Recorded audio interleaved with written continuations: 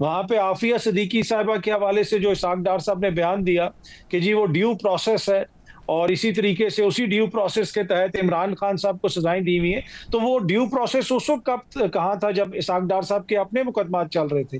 तब तो आप इस मुल्क से चले गए थे, आप मुल्क में नहीं रहे, आप तो उस ड्यू प्रोसेस का हिस्सा नहीं बने, क्योंकि आपको मालूम है कि यहाँ पे जब हालात बदलते हैं तो बहुत सारी चीजें बदल जाती हैं। सम टाइम ऐसी चीजें भी होती हैं जो आइन और कानून से मावरा होती हैं।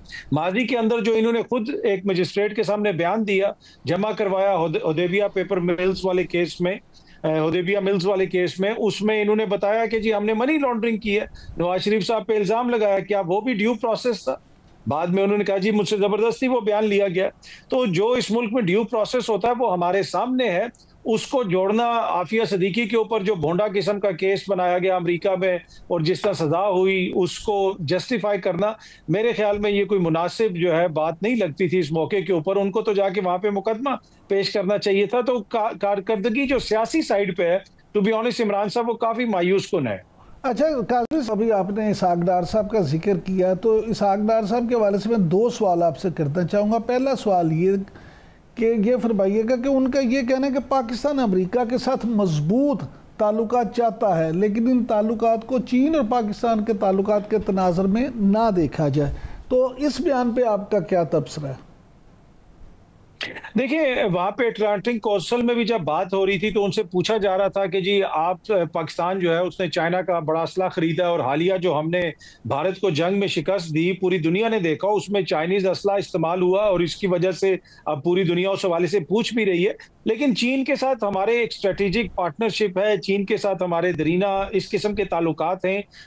जैसे आप कह सकते हैं कि कुछ मामलात ऐसे हैं कि जिन पे हमें उम्मीद नहीं होती कि अमेरिका की जानिब से हमें मदद मिलेगी, लेकिन चीन की जानिब से वहां पे भी हमें मदद मिलती है। लेकिन at the same time America के साथ हमारे बड़े दरीना ताल्लुकात हैं, हमारे अशराफिया के ताल्लुकात हैं। पाकिस्तान की कितनी अशराफिया के बच्चे चीन पढ़ने जाते हैं, सबकी जायदादें, सबके बच्चे, सारे सबसे पहला दौरा ये अमेरिका का करते हैं। तो अमेरिका को हम इग्नोर नहीं कर सकते। दोनों के अपने अपने इंपॉर्टेंस है, दोनों को आपको उस तनाजुर में देखना पड़ेगा कि किससे हमारी रिलेशनशिप कैसी है। और यही चीज हमने उनको भी बतानी है, हमें किसी एक कैंप में जाने की जरूरत नहीं है।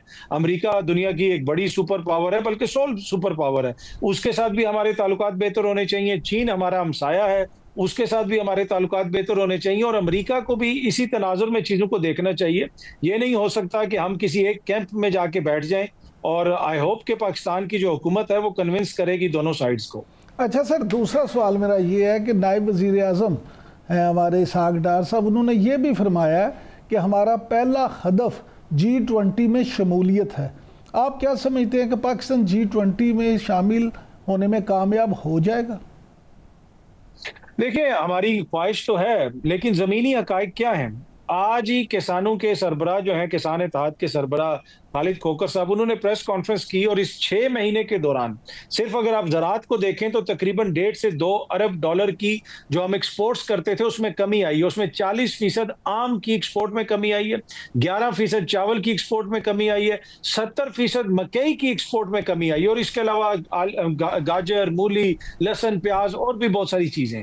और पहले 6 माह के दौरान जनवरी से लेके जून तक हमने 2 अरब डॉलर की कपास इंपोर्ट की है। आप वर्ल्ड बैंक की रिपोर्ट देखें तो इस वक्त पाकिस्तान की आधी आबादी 45% पाकिस्तानी गुर्बत का शिकार हो चुके हैं। तो ये G20 में तो जरूर शामिल हों, लेकिन इस वक्त जो जमीनी हकायक हैं वो तो आवाम की जो हालत है वो बहुत बुरी हुई हुई है। इकॉनमी बेहतरी के दावे तो हैं, महंगाई की कमी की बातें भी की जाती हैं, आज चीनी तारीख की बुलंद तरीन सतह पे मिल रही है। तो हमारी दुआएं, ख्वाहिश अपनी जगह पे, लेकिन जो जमीनी हकायक हैं वो तो इसके बिल्कुल बरक्स हैं इमरान साहब। अच्छा सर, ये फरमाइएगा कि पहले तो खैबर पख्तूनख्वा में वज़ीर आला गवर्नर के दरमियान आँख में टक्का चलता रहता था।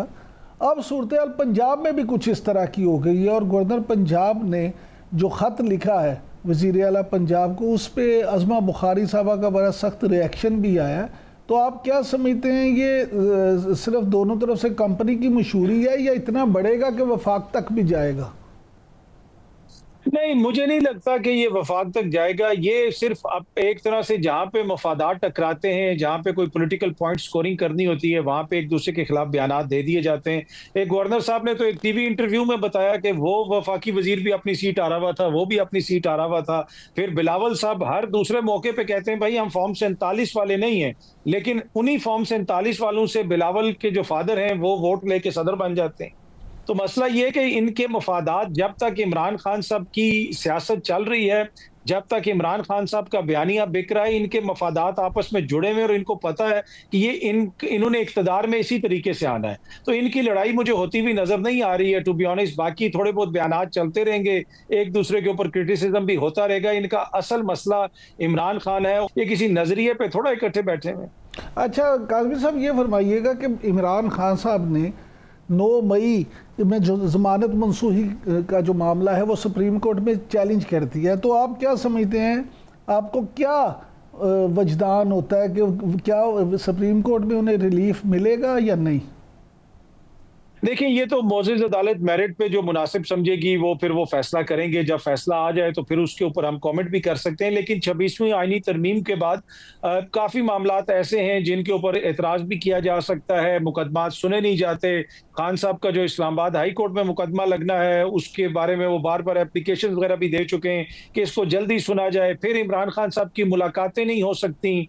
फिर जो जेल इंतज़ामिया प्रेस रिलीज़ जारी करती है, उस प्रेस रिलीज़ के अंदर सुपरिटेंडेंट साहब जो है इमरान खान का नाम नहीं लिखते, बल्कि बताते हैं बानी पीटीआई, बानी पीटे। तो इन सारे हालात के अंदर इमरान खान साहब को कानूनी मसाइल नहीं है।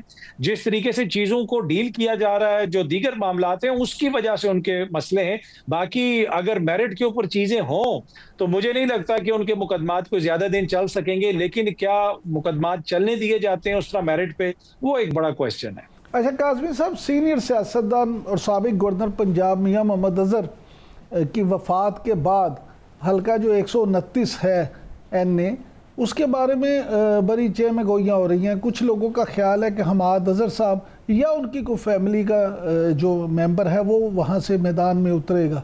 दूसरी तरफ इस वफ़ात पे मुस्लिम लीग नून की तरफ से भी, हुकूमत पंजाब की तरफ से भी उनको बड़ा एक अच्छा जेस्चर दिया गया है। तो आप क्या समझते हैं कि ये मामला किस तरफ जाएंगे?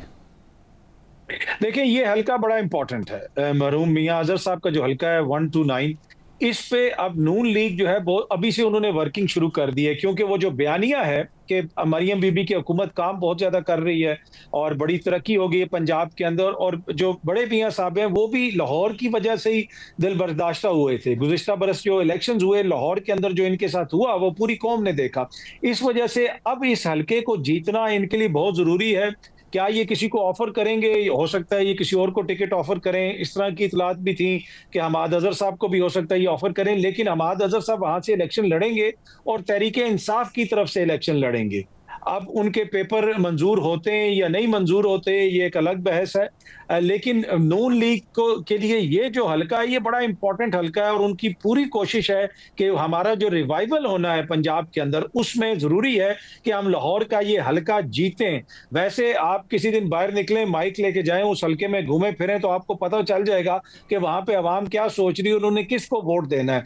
तो जमीनी हकायक तो यही है कि नून लीग वहां से मुझे जीतती हुई नजर नहीं आ रही। लेकिन ऑन द डे क्या होता है, अवाम किसको वोट देते हैं, ये तो फिर उस दिन ही पता चलेगा जिस दिन ये इलेक्शन होते हैं। लेकिन नून लीग ने इस हल्के को जीतने के लिए अभी से बाकायदा प्लानिंग शुरू कर दी है। अच्छा काजमी साहब, बस आखिरी सवाल जल्दी से ये बता दें कि गवर्नर खैबर पख्तूनख्वा फैसल करीम कुंडी ने दावा कर दिया कि सलमान और कासिम पाकिस्तान नहीं आएंगे। PTI वाले कहते हैं वो ज़रूर आएंगे और अपने वालिद से मिलेंगे।